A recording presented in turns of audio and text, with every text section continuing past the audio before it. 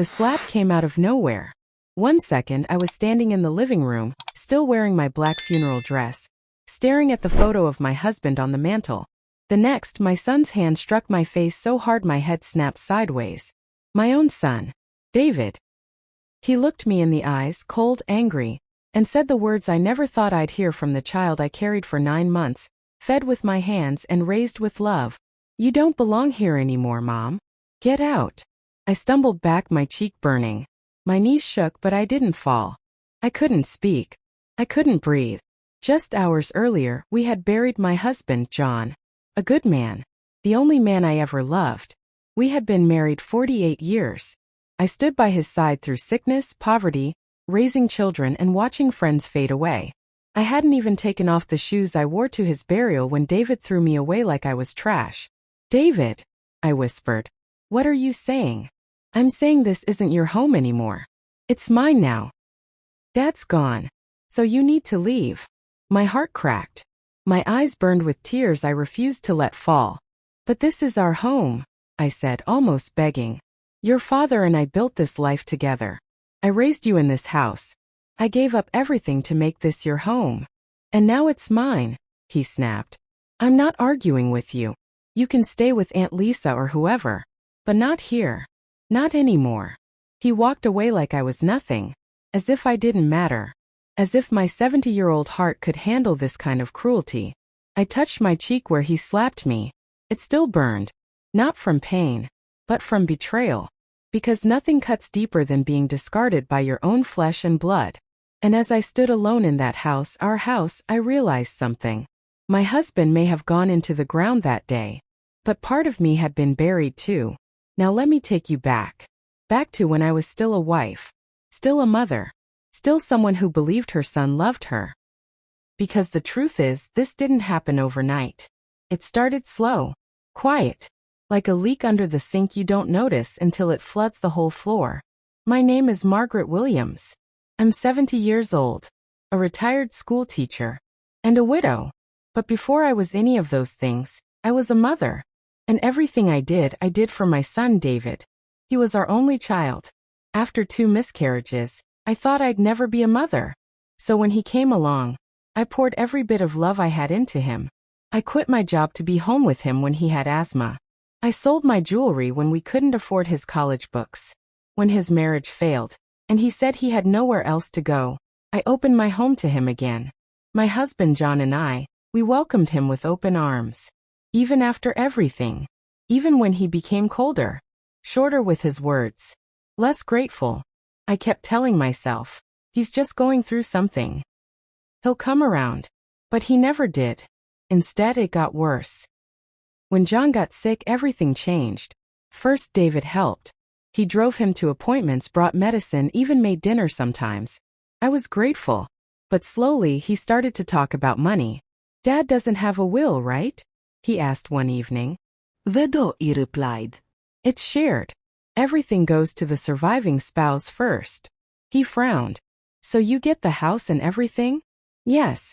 Then it passes to you when I'm gone. He didn't say anything after that. But I saw the look. The greed. Chilled me. Like looking at a stranger in your child's body. When John finally passed, it felt like the sky had fallen. I couldn't eat. I couldn't sleep.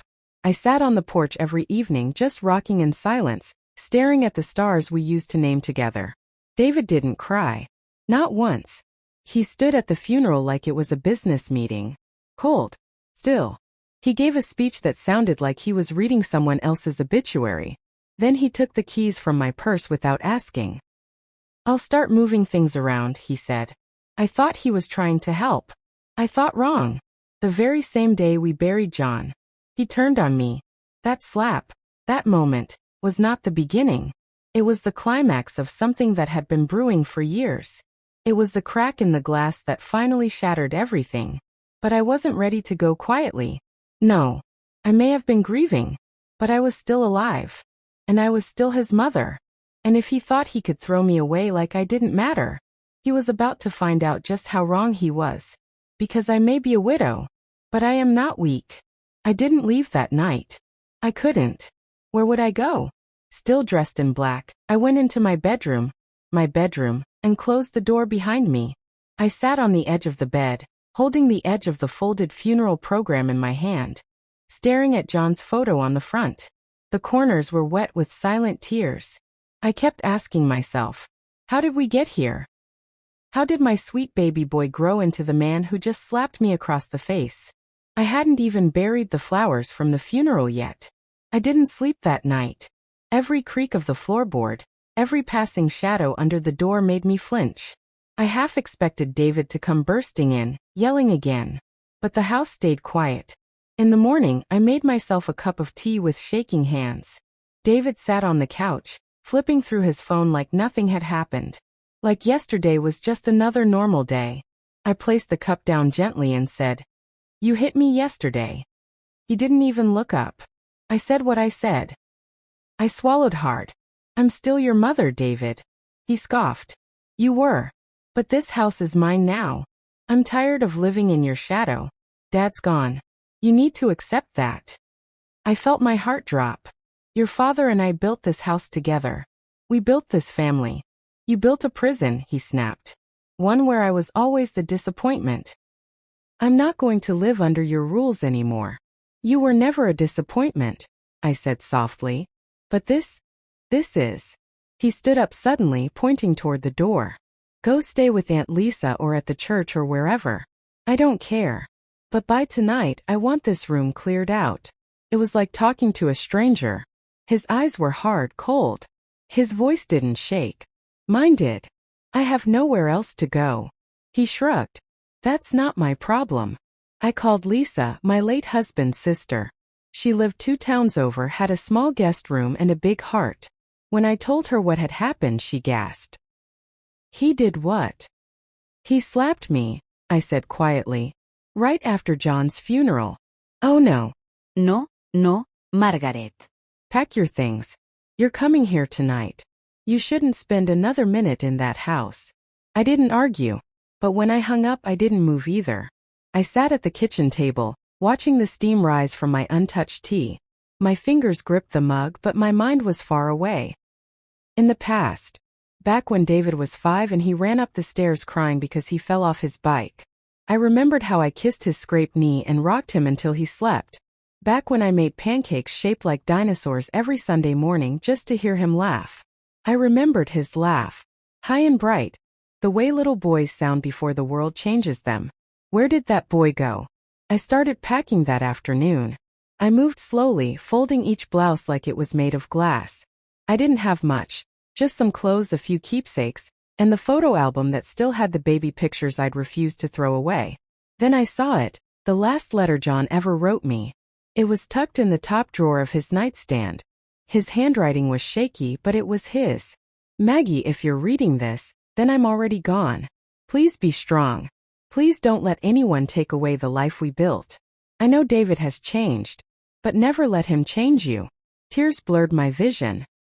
I folded the letter carefully, pressed it to my chest and said aloud, "I won't, John.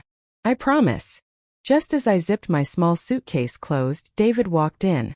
His tone was cruel and sharp, like a knife slicing through cloth. "Good. You're finally leaving." I stood and faced him. "John left this house to me until I die. You know that, David." He smirked. "So what? You gonna take me to court, old woman?" "I don't need to," I said calmly. "I have the will. I have the documents. And I'm not as helpless as you think." His face darkened. "You always think you're smarter than everyone else." "No," I said. "I just think better when I'm not being threatened in my own home." He stepped closer. For a moment I thought he might raise his hand again. But then, something unexpected happened. He reached into his jacket pocket and tossed a folded paper on the floor in front of me. It was a document. A lawyer's letter. I opened it. He was trying to claim power of attorney, stating I was no longer mentally fit to manage my own affairs. I looked up at him, horrified. "You would lie about my mental health?" He folded his arms. "If it means getting what's mine, yes." I couldn't believe it. He wasn't just trying to kick me out. He was trying to erase me entirely. And in that moment I knew this wasn't about grief. This was about greed. It had been in his eyes for months, When John got sick, when the medical bills came, when the inheritance was mentioned, David wasn't mourning his father. He was calculating, planning, waiting, and now he was ready to take it all, even if it meant destroying the only person who ever truly stood by him. I picked up the letter and walked past him. I didn't cry. Not yet. But something inside me hardened like stone. Because I knew one thing now without a doubt. If I didn't fight back, he would win. And I would lose everything I had ever built. I stood in the guest room at Lisa's house, holding the lawyer's letter in my hands like it was a ticking bomb. David, my son, my only child, was trying to take control of my life. He wanted to claim I was mentally unfit. Me? The same woman who raised him, who taught school for 30 years, who still remembered every birthday, every doctor's appointment, and every single recipe John ever loved? He wanted to tell the court I had lost my mind, just so he could take the house, and everything in it. I sat on the edge of the bed, heart pounding in my chest. Lisa came in holding a tray of warm soup and toast. Margaret, you need to eat something. You haven't had more than a glass of water all day. I can't eat, I whispered, placing the letter on the nightstand. He's trying to take everything, Lisa. He wants to erase me. She sat beside me, wrapped her arm around my shoulders and said softly, "Then don't let him." I looked at her with tired eyes. I don't even know how to fight anymore. Yes, you do, she said. You've been fighting your whole life. You just forgot how strong you are. The next morning, I took the letter and all my important documents, John's will, the property deed, our marriage certificate, and went straight to a lawyer's office Lisa recommended. A woman named Caroline Mitchell. She was kind but sharp-eyed. The kind of person you know doesn't play around. She listened quietly as I explained everything. The slap, the eviction, the threat, and now the fake claims about my mental health. When I handed her the documents, she glanced through them quickly, then looked up at me. "Mrs. Williams," she said, "you're not the one who's going to be in trouble here. Your son is." She helped me file a petition to reaffirm my full legal capacity, backed by medical records, my doctor's statement, and my spotless mental evaluation from last year. She also helped me prepare a protection order, just in case David tried anything again. "We're going to send him a cease and desist letter," she said. "And if he continues, we'll go further." I nodded, finally feeling like I could breathe again. "I'm tired of being quiet," I said. "I let him walk over me because I loved him. But now, I have to protect myself." Caroline smiled gently. "That's not weakness, Margaret. That's wisdom." Back at Lisa's, I started to feel more like myself. I still missed John terribly. Every night, I'd sit by the window with a cup of tea and talk to him in my head. I'd tell him about the day, the lawyer, the tears, the tiny pieces of strength I was trying to gather again. I kept his letter folded in my purse. His words still rang in my heart. "Don't let anyone take away the life we built." I wouldn't. Not anymore. A week passed. Then one morning Lisa came in with the mail. She looked pale. "Margaret," she said carefully, "this was in the mailbox." She handed me a plain white envelope. No return address. Inside was a photo. It was the front of my house. My garden. But everything was torn up. The flower beds destroyed. The rosebush John planted on our 25th anniversary, ripped out from the roots. And written across the garage door in black spray paint, "You don't belong here anymore." I covered my mouth, heart racing. Lisa gasped. "He did this." "He had to." I held the photo tightly, my hands shaking. "He's sending a message." Lisa nodded. "And now you have to send one back." We went straight to Caroline's office and handed her the picture. "This is no longer a family dispute," she said, her voice low and firm. "This is harassment and property destruction. We're involving the police now." That afternoon I filed a report. The police took the photo, examined the handwriting, and even collected evidence from the vandalized property. They confirmed what I already knew deep in my bones. It was David. There were no fingerprints, no cameras, no witnesses. But the hatred in that message was something only someone close to me could have written. Someone who used to love me. Someone who now wanted to scare me into silence. But it wouldn't work. I wasn't that broken, frightened woman anymore. I was a mother who had buried her husband, been slapped by her son, and still stood strong. The next day, Caroline filed for a court hearing. A judge would soon hear both sides. And I was ready to speak. For the first time, I would tell the truth out loud, everything. About the slap. About the threats. About how my son turned into a stranger. And how I chose to walk away from fear and back into my own power. But just when I thought I had found a bit of peace, a call came late one evening. It was Caroline. Her voice was calm but serious. "Margaret, we have a new problem." "What now?" I whispered. "David has filed a counter-petition. He's claiming you are the one who's unstable. That you hit him. He's bringing witnesses. He's playing dirty." I couldn't believe it. He wasn't just trying to scare me anymore. He was trying to destroy me. I held the phone tightly against my ear as Caroline's words sank into my chest like cold water. "He's accusing me of what?" I asked, my voice barely above a whisper. "He's filed a counter-petition," she said again, steady and calm. "He claims you slapped him. That you've been having memory issues, paranoia. That you're becoming aggressive. And he has people backing him." "Who?" I asked, my heart pounding. "His new girlfriend, a neighbor, and your former caregiver.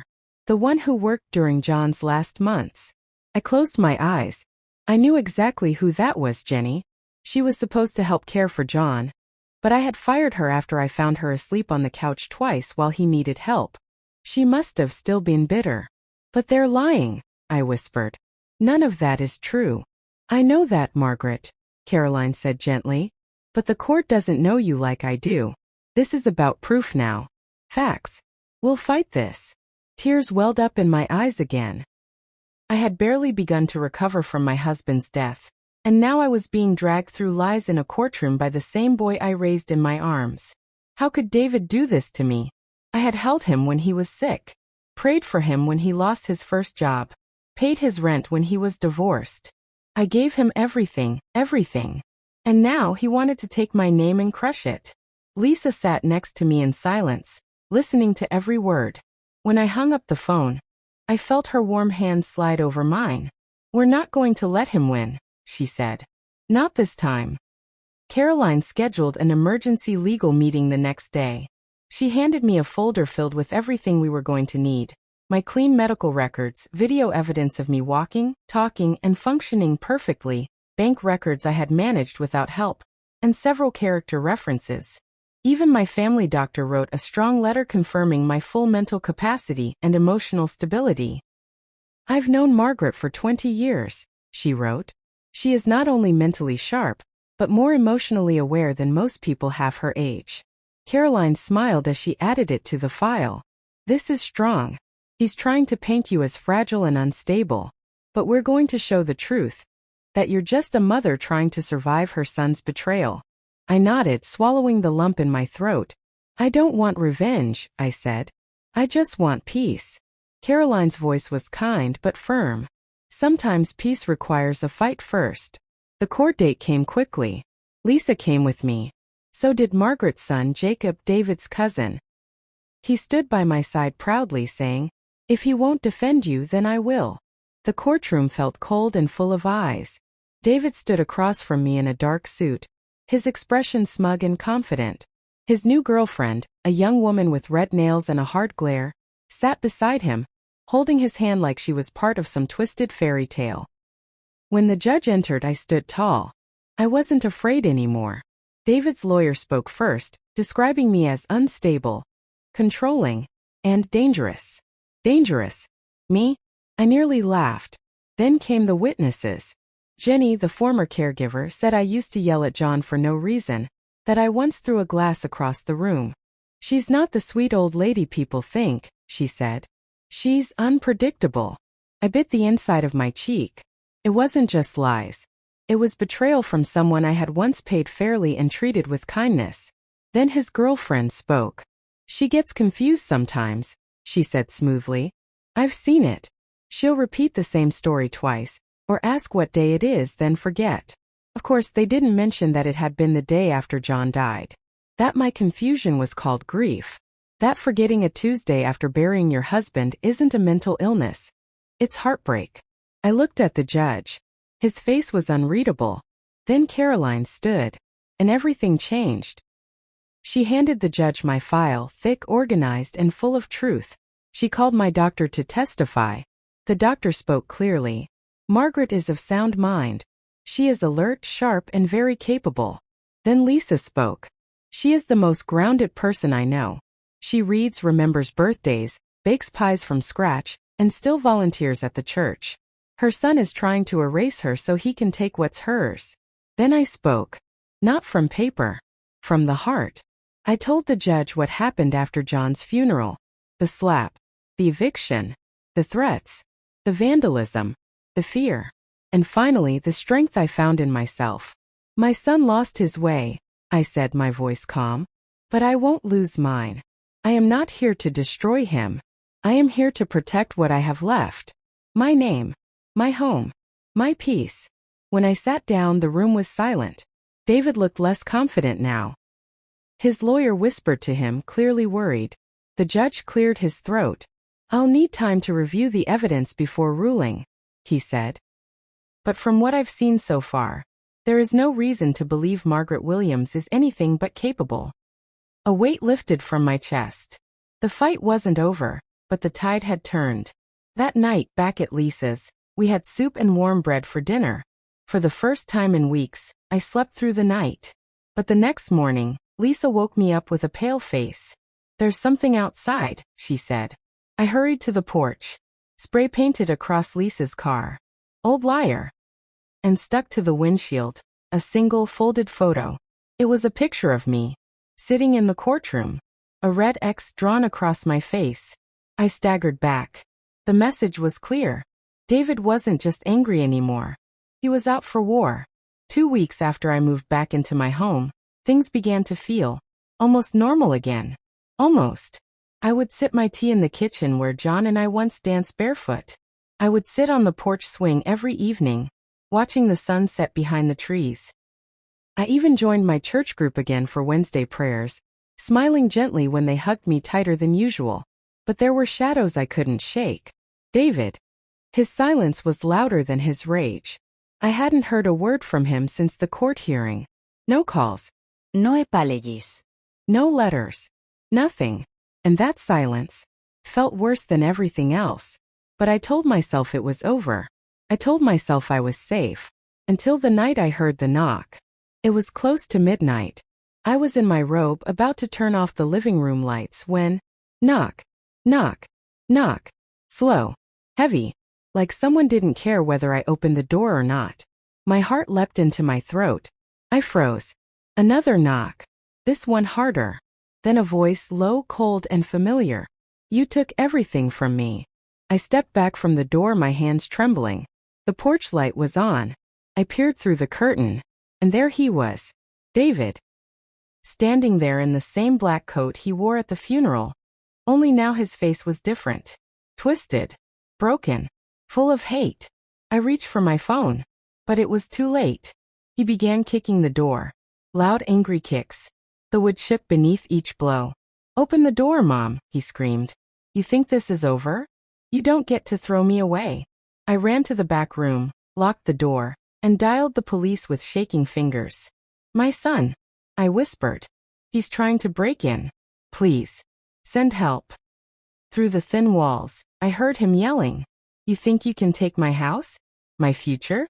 You took Dad's love, now you want mine too. Then something shattered. Glass. The window near the kitchen. I covered my mouth, backing into the corner. He was inside. The sound of glass breaking froze me to the bone. I clutched my phone with trembling hands, still connected to the emergency line. The dispatcher's voice crackled through. Ma'am, officers are on the way. Stay on the line with me. Can you safely exit the house? No. Y whisperat. He's already inside. Every creak of the floorboards felt louder now. I could hear his boots scraping across the kitchen tile. Closer. Closer. Then silence. He had stopped. I held my breath and crouched behind the dresser in Lisa's old guest room, where I had been staying since returning home. My heart thudded so loudly I feared he'd hear it. And then, Mom. His voice. It wasn't yelling now. It was eerily calm. That was worse. Mom, I just want to talk. Why are you hiding from me? he said like a child calling for his pet. I'm your son. That's what makes this worse, I thought. You are my son. Come out, he said softly, stepping closer to the hallway. Let's just talk. You owe me that. I don't owe you anything anymore. I held the phone tighter. He's in the hallway, I whispered to the dispatcher. I think he's coming toward this room. Officers are 2 minutes away, she replied quickly. Stay hidden. Do not engage him. I reached under the bed and pulled out a small wooden cane. Not for walking, I didn't need it, but it had a strong, heavy handle. I'd kept it beside me since the hearing. For protection. Just in case. And now here I was. Hiding. Waiting. In my own home. Mom, he said again, now outside the door. Why are you making me do this? You always push me away. He tried the door. Locked. Then he slammed his fist against it. I jumped, nearly crying out. He kicked again, once, twice, and then, crack. The door frame gave way slightly. I scrambled behind the dresser, clutching the cane. Another kick. Another crack. Then, sirens. Blasting through the silence like a trumpet from heaven. David froze. I heard him mutter a curse, then the sound of hurried footsteps, boots pounding against wood retreating through the kitchen. I stayed crouched, breath caught in my throat, until I heard the unmistakable shouting of officers outside. Hands where we can see them. Down on the ground. The room spun slightly as I gripped the phone tighter. David made bail? I asked, barely believing what I'd heard. Yes, ma'am, the lawyer replied, tone void of emotion. He posted it an hour ago. He's under strict conditions. Ankle monitor, court-mandated distance, and weekly check-ins. But he's no longer in custody. I didn't say a word. I simply hung up the phone and stood frozen in my kitchen, staring at nothing. Lisa came rushing in. What's wrong? He's out, I said. David's out. Her eyes widened in horror. No, how? After all that? I shook my head slowly. Bail. Money can buy time. But time was the one thing I didn't want him to have anymore. That evening, I double-locked all the doors, rechecked the windows, and installed the extra cameras Lisa had brought earlier in the week. The silence in the house was louder now. I could almost hear John's voice telling me to stay strong. But fear still sat like a stone in my chest. I tried to sleep. I couldn't. Every sound felt like a threat. Every creak of the house, every rustle of leaves outside the window made my stomach twist. But I didn't cry this time. I was done crying. The next morning, I went straight to Caroline's office. She had already heard the news. This isn't over, she said firmly. We'll file for a permanent restraining order. No more temporary solutions. And if he violates one condition, just one, we'll have him behind bars again. I want more than that, I said. What do you mean? I want to go public, I said. Not just in a courtroom, but everywhere. Online. Wherever people will listen. Caroline leaned forward. That's a big step, Margaret. Once it's out there, you can't take it back. I don't want to take it back, I said. I want other women, mothers, grandmothers, to know they're not alone. She studied me for a long second, then slowly nodded. Okay, we'll arrange it. I know a journalist who handles sensitive family abuse stories. I'll reach out. 2 days later, I found myself sitting in my living room across from a kind-eyed reporter named Beth. She didn't bring a giant crew or a flashing camera. Just a recorder, a notebook, and the kind of quiet patience that made me feel safe. Ready? She asked. I nodded. I told her everything. The funeral. The slap. The eviction. The lies. The threats. The broken window. The photo with the red X. And finally, the knock at midnight. She never interrupted. She just listened, her eyes filling with tears as I spoke. When I finished, she asked gently, Why now? Why share this? I looked into the camera and said, Because I stayed silent for too long. I thought love was enough to make people change. But sometimes the people we raise grow into strangers. And if I don't speak, other women might believe they have to stay quiet too. A week later, the interview aired. It didn't go viral overnight, but it did reach the right people. Messages started pouring in. From women in their 50s, 60s, even 80s. One wrote, I thought I was the only one. My daughter hasn't spoken to me in years and told me I was a burden. Another said, I raised 4 sons. Only one still visits. The others said I was too emotional when their father died. I replied to every message with care, and each one made me stronger. Each one reminded me I wasn't just healing for myself anymore. I was healing for all of us. But not everyone was kind. 3 days after the interview aired, someone left a box on my porch. Inside was a dead bird. And a note. Keep talking and you'll be next. Lisa screamed when she saw it. I simply stared. I didn't call the police this time. I called Caroline. It's time, I said. We press every charge we can. Harassment. Threats. Violation. All of it. Caroline moved swiftly. By the next day, we had filed a petition to revoke David's bail based on new intimidation evidence. The police reviewed porch camera footage. Clear as day, it was him. A hoodie. Gloves. But his face caught in the light for just a second. And that was enough. The court date came faster than I expected. This time I stood with fire in my heart. David was there too, looking thinner, more nervous but still burning with hate. Caroline presented everything. The dead bird. The note. The footage. The media threats. And finally my statement. I stood, looked straight at the judge and said, I am not afraid of my son. But I am tired of living like a prisoner. I want peace. I want justice. And I want the law to protect mothers like me, who gave everything, and got pain in return. The courtroom was quiet. The judge nodded once, then said, Bail revoked. David Williams is to be taken into custody immediately. Trial date for all charges is set for 60 days from today. I watched as David's hands were cuffed again. But this time he didn't fight. He didn't yell. He just looked at me. And for a brief second I saw something I hadn't seen in years. Regret. Then he was led away. That night I sat on my porch again. The stars were out. The wind was soft. And for the first time in months, I felt safe. Truly safe. Lisa came out with tea and joined me on the swing. You did it, she said. No, Iraplia. We did it.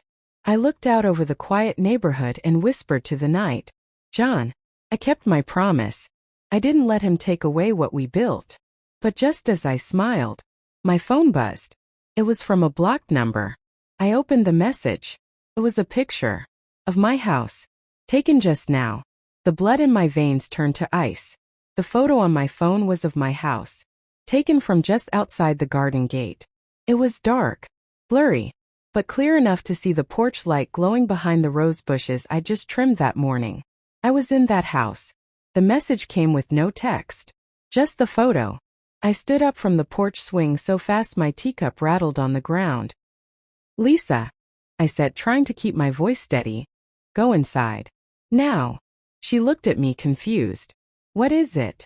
What happened? I showed her the screen. Her eyes widened. Is that? Someone just took this picture, I said, already locking the front door behind us. But David's in custody, she whispered. I swallowed hard. Not all monsters work alone. The police arrived within 15 minutes. They searched the perimeter, checked my security cameras, and patrolled the area on foot. One officer returned to the door and shook his head. Nothing. Whoever it was, they're gone now. I showed him the photo. He nodded grimly. We'll trace the number. You should stay somewhere else tonight just to be safe. But I'd had enough of running. I'm not leaving my home, I said firmly. Not again. The officer respected that. They offered to station a patrol car nearby for the night. I agreed, but sleep didn't come. Lisa stayed up with me. We sat in the living room with the lights on, both of us tense, barely speaking. And while the house was silent, my thoughts were screaming. Who sent that photo? Was it someone David knew? Was it someone from church? From the neighborhood? Was I ever truly safe? The next morning, Caroline called with updates. Good news, she said. The court has ordered David's trial to move forward immediately due to new intimidation evidence. They'll be reviewing bail for a possible denial again. I told her about the photo. She fell silent. That's terrifying. Yes, I said. And if David didn't send it, then someone else is involved. I'll request an emergency hearing, she said. And I'm also hiring a private investigator. We need to know who's behind this. That same afternoon, the detective, a quiet man named Russell with kind eyes and a serious manner, came by to install a new camera system around my property. He also inspected the fence line, garden, and mailbox. This was planned, he said. Whoever took that picture didn't stumble here by accident. They were watching you for a while. He paused before continuing. Do you have any neighbors who've been acting strange lately? I thought about it. There was Mr. Caldwell across the street, friendly but nosy. There was Debbie, who used to gossip with David's girlfriend. And then there was Sarah, I said aloud. Who's Sarah? Russell asked. I swallowed. David's old friend. Used to live with us for a while when she lost her job. I hadn't seen her in years until 2 Sundays ago. She was sitting in the back pew at church. Russell jotted it down. We'll look into her. Meanwhile, the community had started whispering. Some people praised me for my courage. Others avoided eye contact, too afraid to get involved. I got a message from the church deacon, gently asking if I'd like to step away from volunteering for a while, to avoid unwanted attention. I declined. I didn't hide when he slapped me. I won't hide now, I replied. But deep inside, I felt the loneliness creeping in again. John, I wish you were here. A week passed. Then 2. No more photos. No estrangenax. No dead birds. Just silence. And then one afternoon I got a letter in the mail. No stamp. No return address. Inside was a single sentence typed on plain white paper. He may be locked up, but I'm still out here. There was no name. But taped to the letter was a piece of my rose bush. One of the buds. Cut clean. They'd been in my garden. Caroline arranged for an emergency hearing the next day. This time, she didn't just present what had happened. She demanded that the court recognize I was being stalked, harassed, and terrorized even outside the courtroom. She showed them the photo, the letter, the rosebud. And for the first time, even the judge's expression broke. This is not just intimidation. This is obsession, he said. He slammed down the gavel and ruled. No more bail. David would remain in custody until trial. A full investigation would be opened into outside accomplices, and law enforcement would grant me immediate protective security.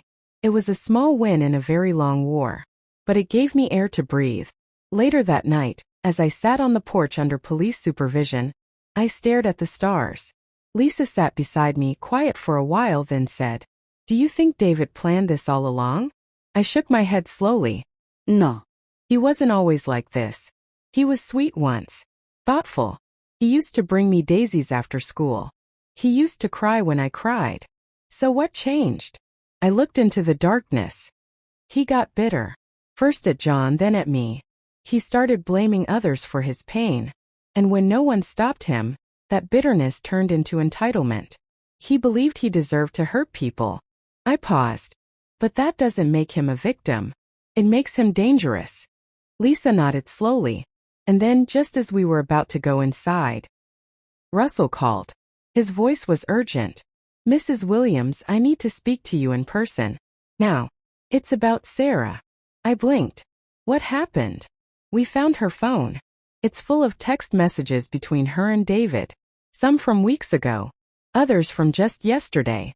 I froze. But he's in custody. Yes, Russell said grimly. Which means someone else has been sneaking his messages out. He hesitated. And Sarah's gone missing. The phone call haunted me. Sarah was missing. The woman who once slept in our guest room, who laughed at our dinner table, who prayed with us after Sunday service, had vanished. And now I knew. She hadn't just been watching me. She'd been helping David. I stared out the window that night, not touching my tea. My hands trembled slightly as Lisa quietly locked every door twice. Even the dog flap got sealed. The lights in the hallway flickered. Or maybe it was just my imagination. Russell called again at 10:47 p.m. "Mrs. Williams," he said, "we need you to come to the station first thing tomorrow. We've recovered more messages. Some of them mention you by name." "What do they say?" I whispered. There was a pause. Then he answered, "It's worse than we thought." The next morning, I arrived at the station with Lisa and Caroline at my side. Russell met us in the lobby, his face drawn and serious. We searched Sarah's apartment, he began as he led us to a private room. We found her phone hidden in the lining of an old suitcase. There were dozens of deleted texts. David had been using her as his messenger. He laid a few printed screenshots on the table. David, I want her to feel it. Like I did at the funeral. Like I did when Dad picked her first. I want her to be afraid to open her own door. Sarah, I delivered the photo last night. Porch light was on. David, good. Did she look scared? Sarah, she always looks scared now. Mission accomplished. I stared at the words. Then I looked up at Russell. Where is she now? I asked.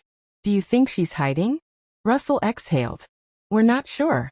But based on what we found in her notes, she was starting to have doubts. One page simply said, he's gone too far. And then she disappeared. I said. Yes, he nodded. That worries us. She might be in danger too. That night, I lay in bed unable to sleep. Everything David had done. The slap, the eviction, the threats, the photo, the dead bird. And now the twisted manipulation of someone we once trusted like family. It all spun inside me like a storm. But something in those texts wouldn't leave me alone.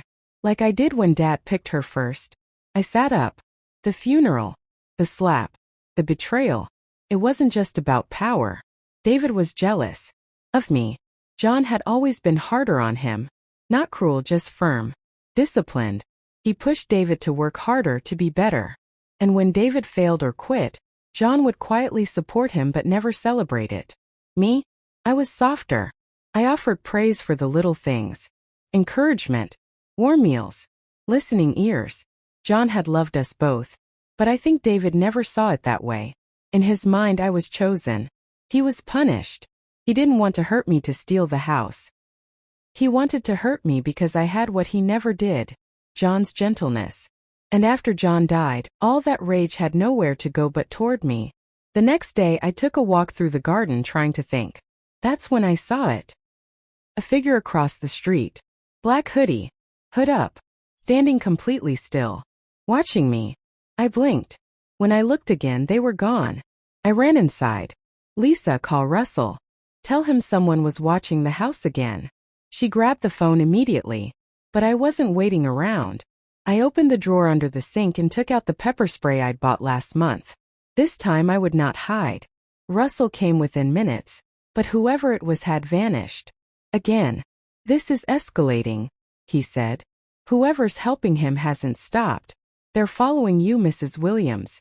They're still trying to scare you into silence. Caroline arrived shortly after with shocking news. We've traced the source of the bail money, she said. I frowned.